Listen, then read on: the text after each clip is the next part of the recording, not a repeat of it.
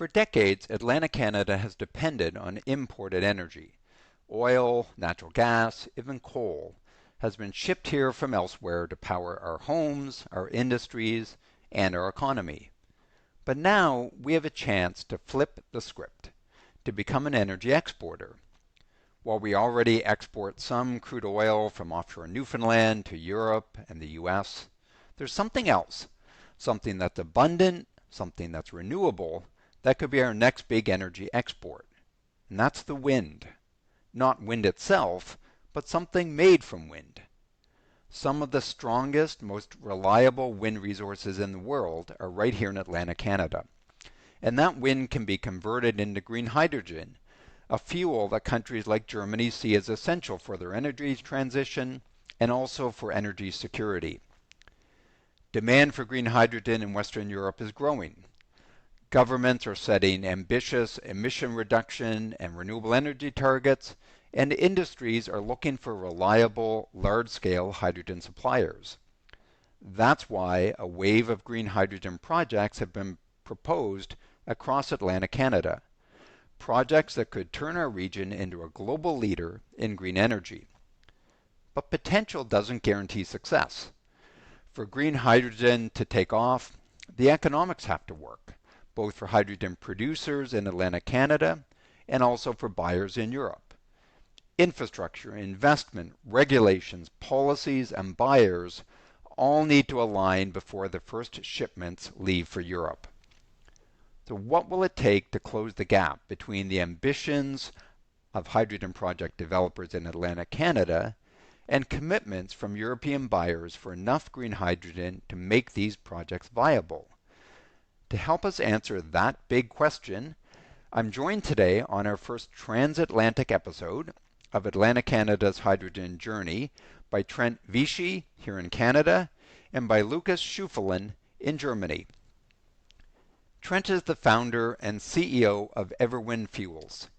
He is leading one of Atlantic Canada's largest green hydrogen export projects located in Point Tupper, Nova Scotia. Lucas is a partner at BET Energy Consulting in Germany, specializing in hydrogen policy, energy markets, and supply contracts. He has deep insight into Europe's demand for green hydrogen. And if you want to go deeper on Atlantic Canada's hydrogen export opportunity, check out the Hydrogen East Conference happening in Halifax on April 14th and 15th alongside the Smart Energy Conference. I'll put the registration link in the show notes. Trent and Lucas, welcome to the podcast.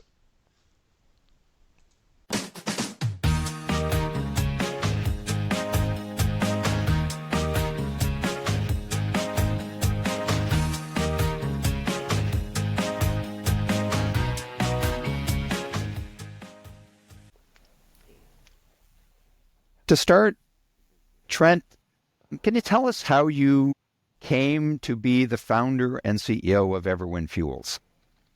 Sure. I've been investing in infrastructure for the last 30 years, and I saw the gap between renewable power, which was becoming cheaper, and an opportunity to capture it with hydrogen. So when I looked at Atlantic Canada as an obvious place that had wind and the space to actually build it, and then acquired the Point Tupper terminal. It's so much easier to develop these projects when you have an existing base of operations, and the Point Tupper terminal is unbelievable on that front. Thanks, Trent. Lucas, tell us a little bit about your interest in green hydrogen markets in Europe and also here in Atlantic Canada. Yeah, I'm responsible at BT for our consulting services for the industrial clients. And while those are also pushing for efficiency and electrification within decarbonization efforts, it got more and more clear that molecules will remain necessary in the overall picture and transition. That being said, in such a hybrid world with electrons and molecules, decarbonized molecules are a key element. And from an economical perspective, hydrogen is probably the molecule of choice that we see as a solution in the future. And then it was more or less connections that I had the chance to join a delegation to come to Canada, organized by the federal ministries of state from Germany and Canada, to exchange with experts in Halifax, and which is where we met Derek. And that's when and where I understood that Canada will be part of our German green molecule solution. Great. Thanks, Lucas. So Trent, your project in Nova Scotia could be the largest hydrogen export project in Atlantic Canada. But there are likely easier places than Atlantic Canada to build energy infrastructure. So tell us a little bit about why here, or what makes Atlantic Canada the right place to produce green hydrogen at scale. Yeah, look, there are tough. People say Atlantic Canada is a tough place to do business, but there are tougher places. Like Canada is a developed economy, and it's a lot harder to develop in emerging economies. Really, it came down to sort of the wind resource, developed economy. Also, it's going to emerge. Production is going to emerge globally. If you think about things like marine shipping, you need local supply sources. So it was obvious that it was going to be one of the winners, or one of the obvious places to produce. The site itself that we purchased is unbelievable. It's got the deepest ice-free berth on the East Coast. It's got road, rail, airport, and it has more than 130 people operating at the site. That is a huge advantage in terms of costs, both avoided capex and operational costs. So it was a combination of all of those things that makes me think that Atlantic Canada is a great place to produce green hydrogen. On our first episode of the podcast, Dave McGregor said that yours may be the most advanced green hydrogen project in North America. So I'm interested to know, where are you in the development process now, and what are the next big milestones going to be? Yeah, so we've spent the last 3 years developing the project, and in order to develop, so we have 17 Met Towers up. We spent the last 3 years developing out the feedstock, which is the renewable power, hundreds of thousands of hours of field studies, etc. We have 600 megawatts of renewable power ready to go, and we're developing the second phase of our project.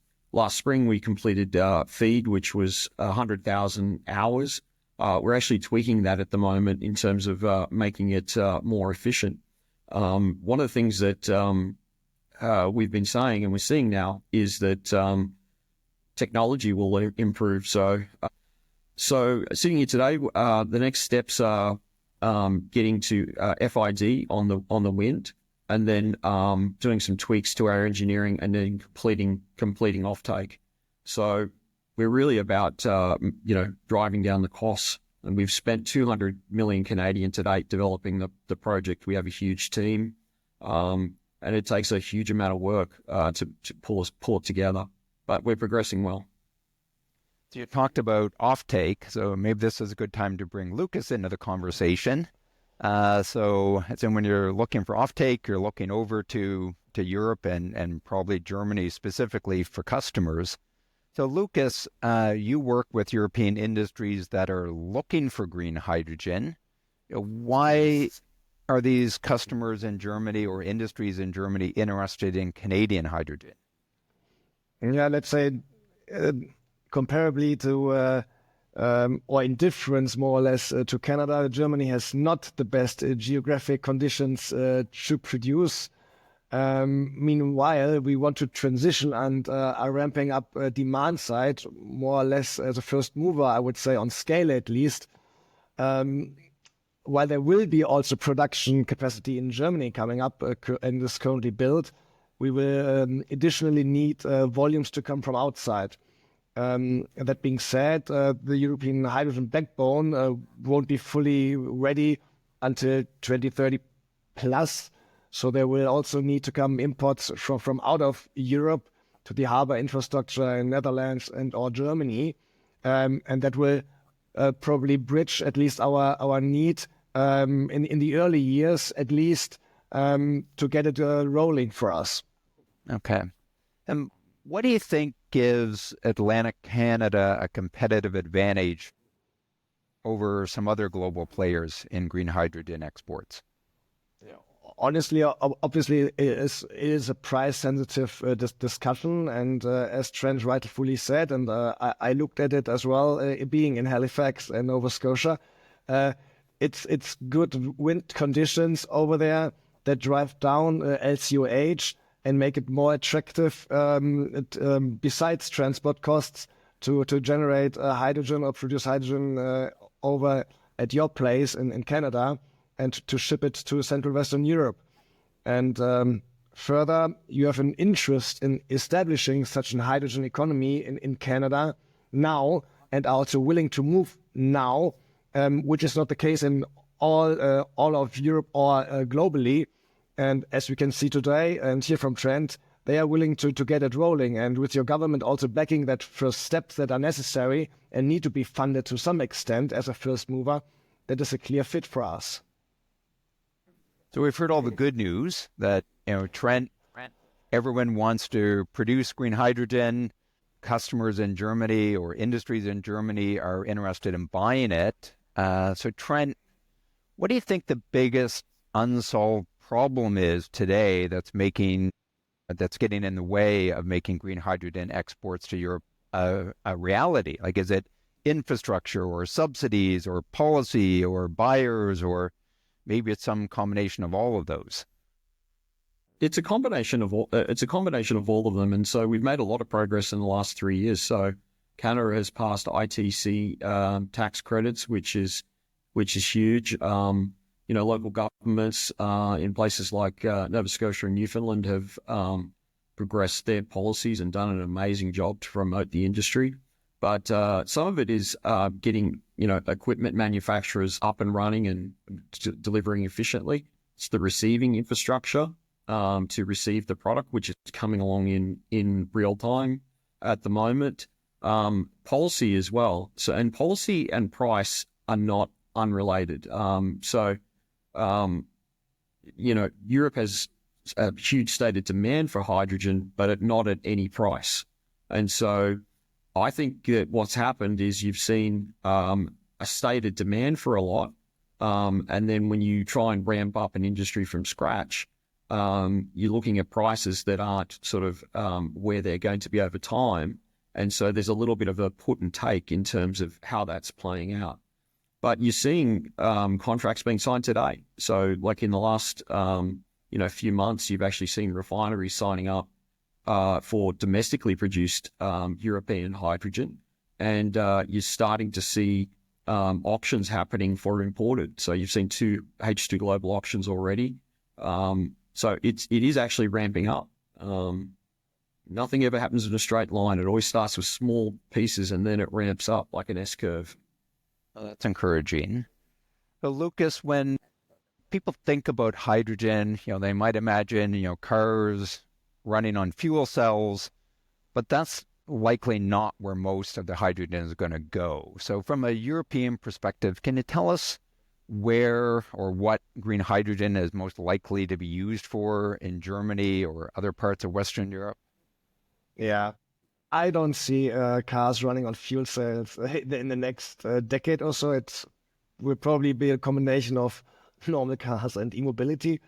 But as Trent rightfully said, currently there's movement coming from refineries and especially the industry sector that within the sectors that need to move or got funding to move. Furthermore, it's probably SAF for aviation. That is also, from a regulatory point of view, the stick that needs to be done. So there's, let's say, a must from regulatory point of view in several sectors. Potentially, I see heavy truck mobility in the mid-term to become a topic. There's interesting infos coming up from time to time. And later on, potentially for energy sector, but I fear competitiveness won't enable usage in, for example, combined heat and power generation units, as long as natural gas plus ETS is the cheaper solution. Therefore, this is more or less the picture for the end 30s, mid to end 30s earliest. Okay. So we've talked about supply, we've talked about demand. You've kind of, in a roundabout way, talked about this sort of price gap between what what the cost to produce hydrogen is and the price that buyers may be willing to pay. So I have a question for both of you. Last year, Canada and Germany committed a total of $600 million to support a green hydrogen auction to help close this anticipated gap between the cost to produce green hydrogen in Atlantic Canada and the price that buyers in Germany would be willing to pay. So this hydrogen auction is meant to kickstart the industry, but will it be enough? So Lucas, maybe tell us a bit about the auction and how it's going to work. Yeah, H2 Global is a two-sided auction, which is based on the idea that an intermediary, Hindco, enters into a contract with sellers in the early stages of a market development. This Hindco purchases hydrogen in an auction to the lowest bids until the backing funding volume is gone. So you can imagine a merit order of volume and price for that. The successful bidders get a 10-year contract for the price and volume they offered. So the volume and the 600 million are gone. This gathered volume of hydrogen is then later on sold by Hindco to end customers, so the industry sector, for example, in also an auction-based mechanism. Here it is vice versa, and the highest bids are successful until the contracted volume is gone again. And for the industry sector, it's short-term as well as long-term contracts, which is currently still pending how they will do it. And it is evaluated how the mechanism will work in detail, because both sides have their good and bad thing. Long-term contracts are good to have a stable and plannable future, but short-term contracts get updated signals how the price development from an industry perspective is. This auction was announced last year, and I can imagine that's very complicated. You've got both, the supply and demand side. When do you think the auction's actually going to get started? Yeah, currently there are 5 auctions open from H2 Global or Hindco, and 2 of them Canadians are able to participate. This is a North American one and a global one. The specific Canadian one that you refer to is still open when it will be published and announced. There I need to say I have no further information when will they do so. I will hope as soon as possible, but nevertheless, now there's 2 opportunities currently ongoing on H2 Global for Canada. Okay. Trent, when these auctions happen, do you think that they will be enough to get at least a few green hydrogen projects in Atlantic Canada off the ground? I think certainly, hopefully more than one, but certainly there should be enough there for at least one to get going, and hopefully more. In terms of where we're seeing sort of production prices and people's willingness to pay, it does close that gap. So it should result in projects getting off the ground. Okay. Yeah, but Trent, you would probably agree that the 500 million in the North American one or the 600 million in the Canadian one each will account for 1 to 2 projects that get through. So correct. First steps are possible, but nevertheless, I would totally agree with you that to get it rolling into a really economy, further funding needs to be done to bridge the next steps as well.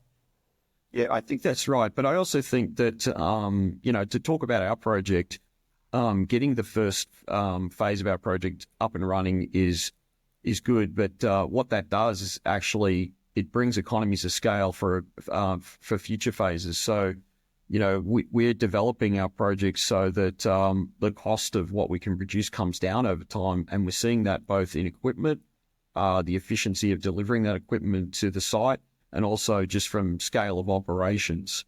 So hopefully, well, like where we're trying to drive it to is to make green competitive with grey, and ultimately that will depend on the price of natural gas. But I mean that is quite variable, and I'm optimistic that you can bring that down to a lot more than where initial pricing indications are. It's just a function of we're seeing more efficient technology, smaller footprints for plants, and I would say smarter integration between renewables and that production. I'd like to end this episode with a couple of provocative what-if scenario questions. So I'll start with you, Lucas. If you imagine it's 10 years from now, it's 2035, and green hydrogen never took off in Atlantic Canada, what do you think would have happened or not happened to cause it not to take off? What do you think the sort of fatal flaw would have been? Yeah, I would say funding to kick things off has not been sufficient. When you, as we just discussed, if you transfer the current funding potential coming via H2 Global for Canada, it will be only enough for a few projects. If Canada wants to push, like you said in the beginning, into this direction of being an H2 export nation, further additional funding should be made available to really boost it up and ramp it up, and to lower necessary cost, or to lower the cost, as Trent rightfully said. Then you have economies of scale, you have more experience, you push up efficiency, you allow for a better utilization of infrastructure, for example, also in shipping and harbor infrastructure, etc. So there's really a couple of things that you can get more efficient when you have a couple of more projects to push down overall costs for hydrogen in the next steps. And yeah, it is a new technology, more or less. So there is the need to get it done from a funding perspective, to get the first dominoes falling. And then if it's done, then I guess I'm totally with Trent. Then the prices will be competitive, and no further spending will be needed. Okay. Trent, I'll give you the last word. I know you and Everwind are anxious to get going. So if you could wave a magic wand and change one thing to make the green hydrogen export opportunity happen faster, what would it be? I think it's a bilateral deal. I mean, the Europeans are actually building projects of national significance where they've picked them. That would be it, doing it on a bilateral basis, and getting a project or two up and running. Because I think sometimes we let perfect be the enemy of the good, and honestly, that's would be my one wish. I'd probably add one last thing, is that production of green molecules and export to Europe, yes, but you're seeing some of that actually emerge into the Canadian economy as well. So it's not just a straight export of energy; it will be, domestic use of those molecules as they go forward. So it's I think we're seeing that more and more. Okay. Well, thanks, Trent. Thank you, Lucas. This has been a really interesting discussion, and encourage our listeners to join us next week for the next episode of Atlantic Canada's Hydrogen Journey. Thanks, Derek. Thank you. Thanks, Derek. You're welcome. I thought that was a really fascinating conversation with Trent representing the project developers who want to produce and export green hydrogen, and Lucas, speaking for the potential buyers in Europe. And while the opportunity they talked about was the same, I thought that their perspectives in some areas were really quite different. So Maria, what stood out for you from this week's episode? Well, what struck me was what producers and buyers want and what they actually need. Western Europe wants green hydrogen, and that's essential for their energy transition. And Atlantic Canada, we want to sell it to them. But wanting isn't enough. For this to work, hydrogen producers need to price high enough to make their projects viable, and buyers need a price that's low enough to justify switching from fossil fuels to hydrogen. So that's the real challenge. And also, I have a better appreciation of why Germany wants to import green hydrogen instead of producing it themselves. I mean, unlike Atlantic Canada, Germany doesn't have the land available that we have, and they certainly don't have the wind resources either. And those are both needed to develop green hydrogen at scale. And until the hydrogen, backbone, which is in Europe, they're creating a pipeline infrastructure. When that infrastructure is built, in the early 2030s, most of their hydrogen in the meantime will have to arrive by ship to European ports. Wow. Thanks, Maria. For me, I thought Trent made a pretty strong case for why Atlantic Canada is well positioned to become a leader in hydrogen exports, and also why Everwind's project specifically makes sense. It has the deepest ice-free port on the East Coast. It's already connected to shipping and road and rail infrastructure, and they already have about 600 megawatts of wind power lined up. Plus, Trent said that electrolyzer technology is rapidly improving, and Everwind has already invested about $200 million in their project, so they're pretty serious about this. My other big takeaway, or at least my kind of understanding, is I think I finally have an understanding of how this two-sided auction process is going to work. That will have Canadian hydrogen producers that bid the lowest prices will secure 10-year contracts to sell hydrogen to an intermediary company who will then take that hydrogen and sell it to the German buyers who bid the highest price. And the $600 million subsidy that's being provided by Canada and Germany will be used to bridge the anticipated gap between the price that producers need and the price that buyers are willing to pay. I think the big question, though, is how much green hydrogen volume will this actually bring to market? Trent and Lucas both agreed that the upcoming auctions that the Canadian hydrogen producers can participate in should be enough to get 2 or maybe 3 projects off the ground, and that should be enough to kickstart the sector here.